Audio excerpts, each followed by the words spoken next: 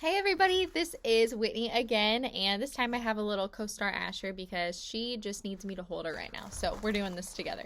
So just so you guys remember, we are starting our leader discipleship book study together. That is coming up this Sunday at 3 p.m. at my house. I am linking my address below so that you guys can figure out where I live. I live in Church, so not too far from here. And basically you can come. If you want to bring snacks, you can. If you want to bring drinks, you can. Obviously it's not going to be like a set meal or anything since it is at 3 o'clock. It's kind of in between that lunch and dinner. But come have chapter 1 read of Leadership Ellipse and be ready to discuss with us. I'm going to have some talking points that we'll go through, and then we'll kind of just, talk about it together. What do we learn? How can we grow as a team? That sort of thing. I'm really excited to get to know you guys better and to grow our team stronger together. So, this week we actually have a lot going on. Well, after this Sunday. So after the Sunday, we have trunk or treat happening. So super exciting, super fun. If you haven't signed up for a trunk, it's still not too late, but you need to do it ASAP because we are making our final map, which will be sent out to all of you guys who have signed up to have a trunk out shortly. So on that map, you'll see where you're supposed to go and that sort of thing. All right, so this is our last week of game show. Crazy.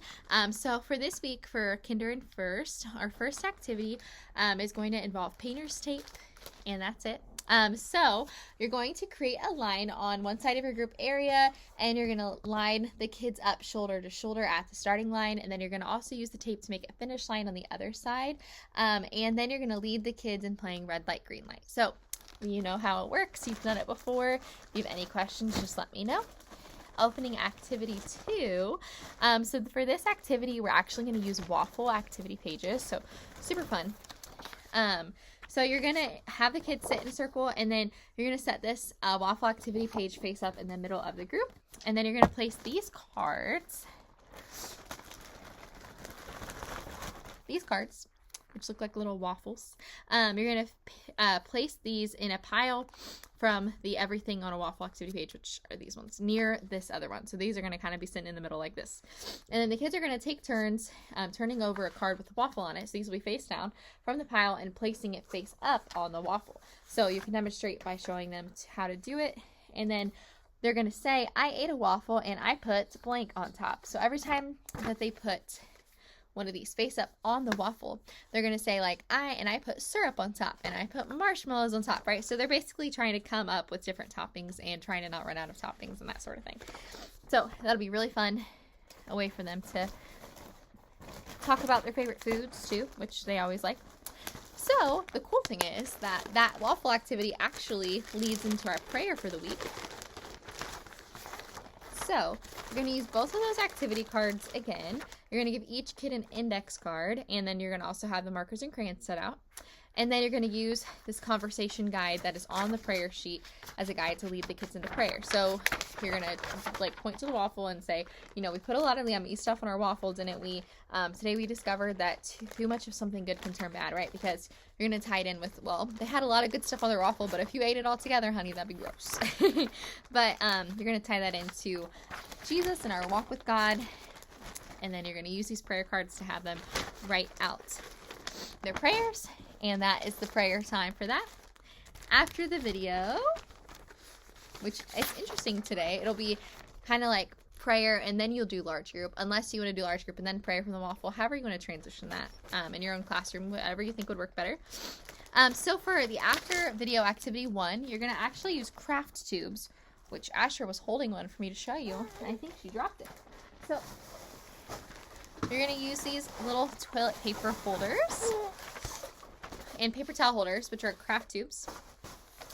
And you're going to have a plate, and you're going to have 2 teams. And it's kind of like Jenga. They're going to try to stack the craft tubes on top of each other without dropping them, that sort of thing. And then it's going to have a tie transition with what you'll say after, obviously, once a team loses, because they obviously couldn't keep their stack standing. And you'll kind of transition into saying, like, did you want to stop or keep stacking? And you're talking about kind of like self-control, right? Because if they would have stopped before they put the last one on, then it wouldn't have fallen. It would have stayed standing. And then he'll tie that into self-control. Same with the waffle. Same with everything. Then, after video activity 2, Asher's loving this video, if you can tell. Yeah, she's loving this video. So after video activity 2, you're going to use a parachute. So we have done this before, one of those big parachutes. And you're going to use different knotted bandanas.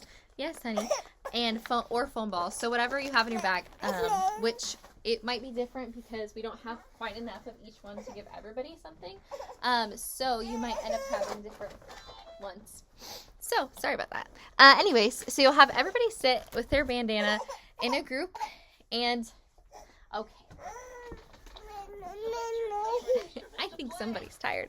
So you'll have everybody sit around the bandana, and they're going to be throwing things on the bandana, the parachute.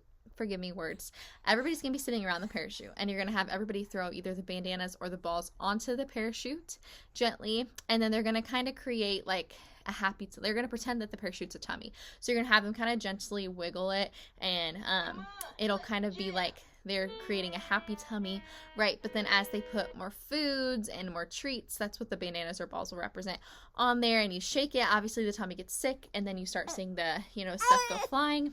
So you're going to talk about how the tummy was so calm when it had just enough, but what happened when we gave it too many treats, right? So again, we're tying this into self-control and also gluttony, which is not too bad of a thing to learn about at a young age.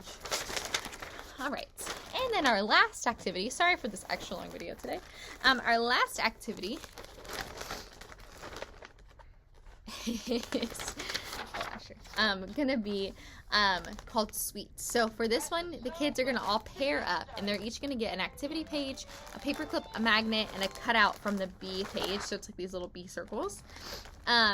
And you're going to tell the kids to tape the paper clip to the back of the bee, and then show the kids how to set the bee at the top of the activity page, holding the magnet under the paper and moving it through the maze to the honey. So you're basically creating like a maze that they can move their little bee circle down the maze on the paper, and they will put the magnet on the back of the paper in order to do that. Awesome, guys. Thank you so much. Sorry for whoever's paper this is. It just got crumbled. Just kidding. Awesome. Have a great week. I will see you Sunday.